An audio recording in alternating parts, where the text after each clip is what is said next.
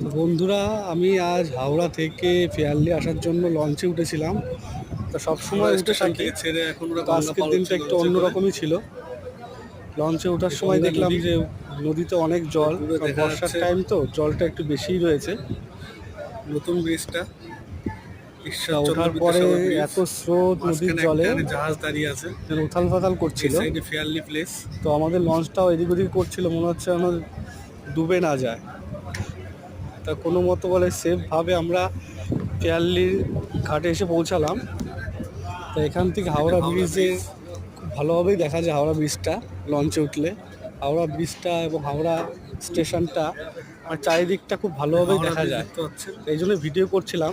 ওই সাইডে যে লাল বিল্ডিংটা দেখতে তো এই পাচ্ছেন, সময় হাওড়া এইভাবেই ব্রিজ, চলছিল হাওড়া আমাদের স্টেশন, লঞ্চটা। Rail station, terminal. তো সবাই সেফভাবেই পৌঁছালাম এখানে, কোনো অসুবিধা হয়নি।